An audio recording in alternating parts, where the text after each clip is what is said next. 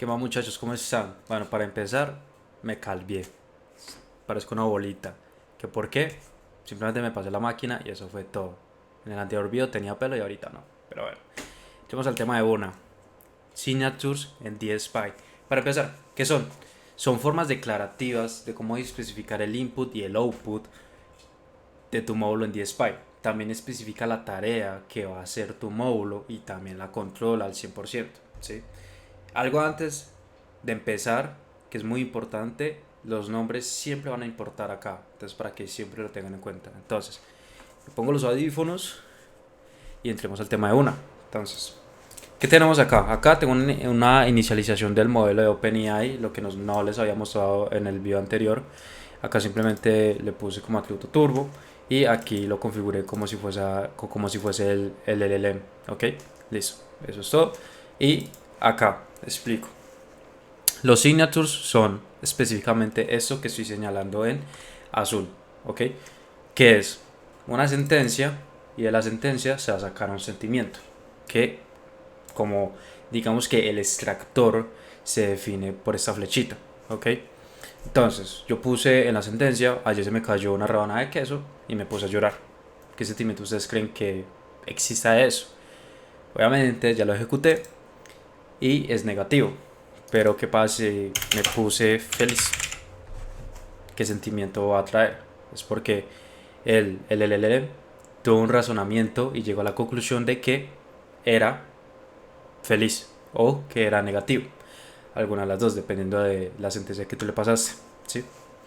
Entonces luego, acá tengo una más compleja y algo que no está en la documentación como tal, que acá lo que estamos haciendo es, le estamos pasando una pregunta, le estamos pasando opciones para que escoja y le estamos pidiendo que haga razonamiento y haga una selección de esas opciones que nosotros le dimos, ¿ok?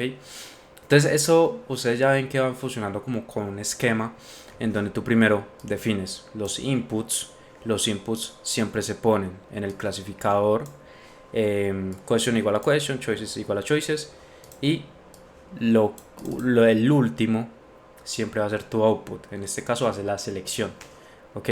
Entonces, pregunta, ¿Santiago es Superman? Y le puse de opciones: Santiago es Batman, Santiago es un ovni o Santiago es un Crypto Bro, ¿ok? Entonces, ¿qué es lo que va a hacer esto por dentro? Es poner la pregunta, poner las opciones, va a decir, ok, Santiago sí es Superman dependiendo de las opciones que yo tengo y dependiendo de eso pues hace una selección, ¿ok? Entonces en este caso lo que estoy imprimiendo acá es el razonamiento, qué fue lo que pensó. Entonces acá me dice, no, Santiago no es Superman, Santiago es un humano que quiere ser como Superman. Entonces, ¿qué pasa si le pongo selection? Acá ya me dará una respuesta contundente o la última respuesta. Entonces, Santiago es un Crypto Bro, que parece que a la tarea le pareció más fácil decir que Santiago no es Superman, pero sí es un Crypto Bro.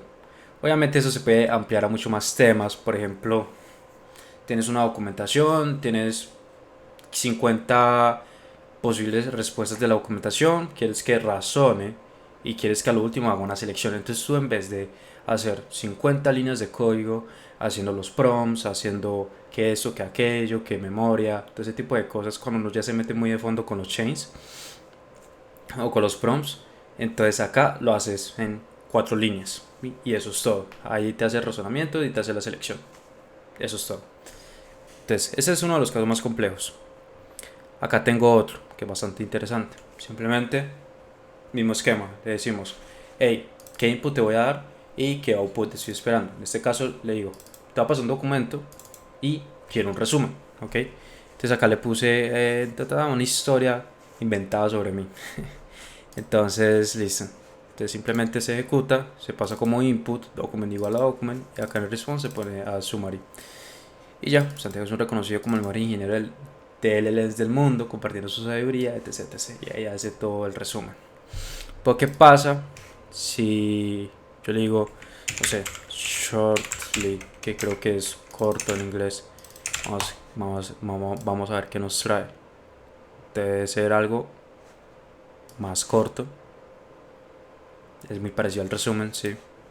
Entonces de esa forma vos vas jugando con los inputs y con los outputs que vos quieras. Listo. Luego, ahora también acá le pongo qué fue lo que razonó. En este caso dijo produce this shortly, que se va a sumarizar the key points and the main ideas, o sea que va a hacer un resumen de los puntos principales, de las ideas principales del documento. Eso es todo. Y es así como ese mismo hizo su prompt para resolver lo que nosotros le pedimos en el signature, ¿ok? De esa forma fue que lo hizo. Luego ya sigue los módulos. Entonces los módulos también tienen un mismo esquema en donde simplemente se hace la clase, se pone que hereda de signature y acá también hace parte del prompt. Recuerde que los docstrings en DSPy siempre hacen parte del prompt.